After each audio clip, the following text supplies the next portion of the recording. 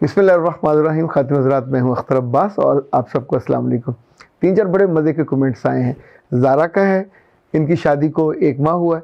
इन्होंने शुक्रिया के लिए मैसेज किया और उन्होंने कहा कि आपके मशवरों ने, इन्होंने प्री मैरिज काउंसलिंग ली थी, मेरी ज़िंदगी को खुशी से भर दिया। मैं जो खौफज़दा थी उस रिश्ते से, आपकी एडवाइस के बाद और आपकी काउंसलिंग के बाद मुझे लगा जैसे दुनिया की सबसे अजीम और सबसे शानदार नेमत मुझको मिल रही है। और अमलन हुआ भी ऐसा, क्योंकि जब इंसान खौफज़दा होता ज़ाहिर है फिर खुशी उसमें से हासिल नहीं हो पाती। शायद नौरीन ने लिखा है कि सर आप हैं क्या? अच्छा, आई डोंट नो ये उन्होंने जुमला टॉन्टिंग लिखा है या मोहब्बत से लिखा है। वैसे मैं उसे मोहब्बत से ही ले रहा हूँ कि वैसे इन्होंने हर दफ़ा उस्मा नौरीन सलाम करती हैं और कभी कभी कुछ जुमला लिखती हैं, तो इस दफ़ा इन्होंने साथ फ़बेजी आला रब्बकुमा तो कज़बान लिखा है, साथ ही पूछा है कि आप हैं क्या। तो बेटा जब मैं क्या बताऊं, अपना तारफ़ कराऊं या अल्लाह का शुक्र अदा करते हैं अगर आपको अच्छा लगा। AH कहते हैं कि मौजूदा दौर के अक्सर बहन भाइयों में से नेकी की उम्मीद रखना फजूल है। बेटा इसकी वजह माँ बाप हैं जो उनको बाइंड नहीं करते, उनको ठीक से एजुकेट नहीं करते। जिस चॉइस पे आप जिसको सिखाएं वो वैसा बन जाता है। हम जो कि सिखाते नहीं हैं तो फिर सारे बच्चे, लड़कियां, लड़के खुदरो लोगों को देख देख के जैसे बनते हैं वो बन जाते हैं। आसिम ने पूछा सर प्री मैरिज काउंसलिंग में है क्या? मेरे बेटे ऐसे ही है जैसे आप किसी जगह जाने लगें तो किसी आप लोकेशन पूछते हैं, लोकेशन के बिना आप टामक टोइयाँ मारते वहाँ देर से मुश्किल से पहुँचते हैं। जब आपको लोकेशन होती है तो आप ठीक एग्जैक्ट उस जगह पहुँचते हैं और इवन आप कैलकुलेटेड टाइम में पहुँच जाते हैं। अगर आपको स्विमिंग करने का शौक़ हो, आप जानते हो कि पानी की डेप्थ कितनी है, इतनी है, इतनी है, इतनी है, इतनी है, तो उसी लिहाज से हम चूँकि किसी चीज़, इवन सफ़र के बारे में जब हम लंबे सफ़र पे जाते हैं हम पूरी तरह आगाह हों तो वैसी तैयारी करके जाते हैं। ज़िंदगी का सबसे मुश्किल सफ़र होता है ये शादी वाला।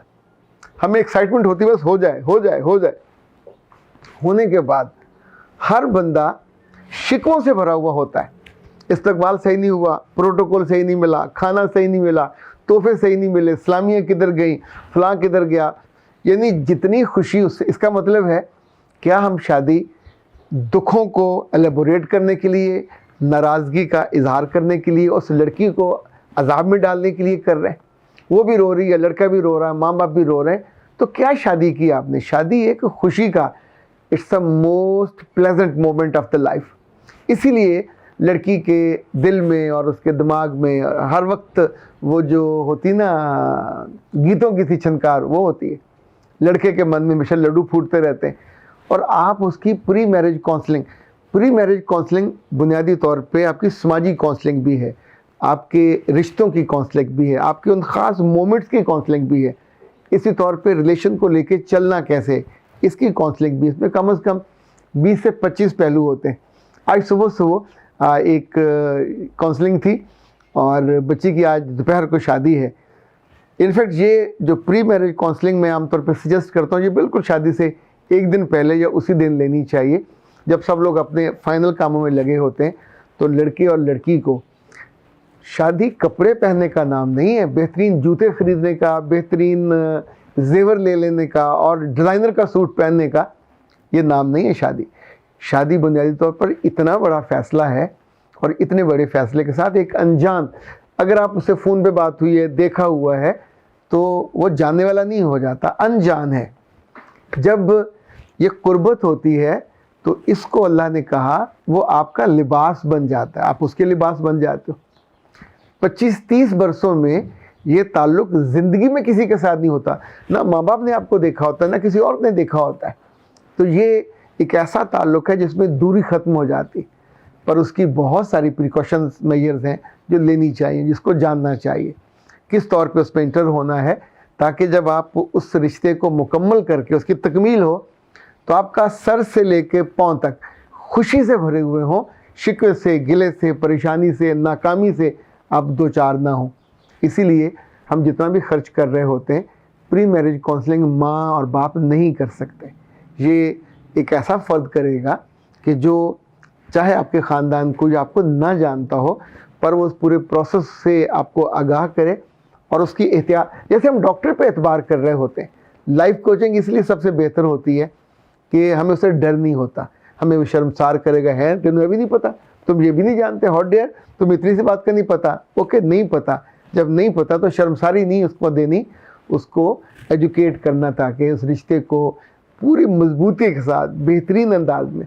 बच्चियों के पास 10 सवाल होते हैं, लड़कों के पास 20 सवाल होते हैं, पर ये सवाल वो नहीं पूछ सकते, ना अपने भाई से, ना बहनोई से, ना माँ से, ना किससे पूछें। यही प्री मैरिज काउंसलिंग होती है। पहले हम उनके सवालात को लेते हैं और फिर वो चीज़ें उनको बता देते हैं कि जो बताने वाली होती है।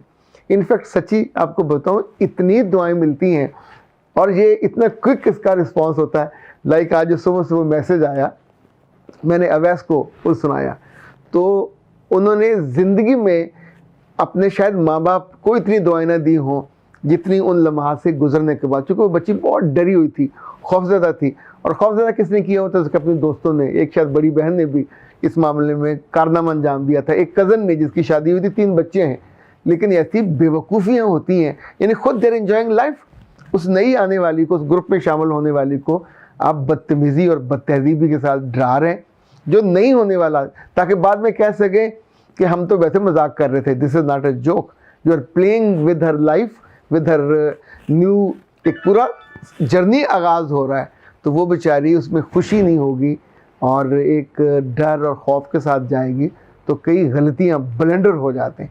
इसलिए ये बहुत लाजमी है, ये इसको अपने एजेंडे का लाजमी हिस्सा बनाया करें। और सिर्फ लड़कियों के नहीं, लड़कियों को हमने एक और आसानी की है, उनका एक प्री मैरिज काउंसलिंग का कोर्स भी बना दिया है और वो डिटेल्ड है। वो इनफैक्ट रिलेशनिंग से ज़्यादा जो रिलेशनशिप है उसके बारे में है, तो उसके अपने फ़ायदे हैं। जो प्री मैरिज काउंसलिंग 101 होती है या टेलीफोन पे और व्हाट्सएप पे होती है, इसके अपने फ़ायदे। अच्छा, आज ना 2-3 चीज़ें ऐसी हैं कि मैं चाहता हूँ बतौर ख़ास आपको मैं बताता चलूँ।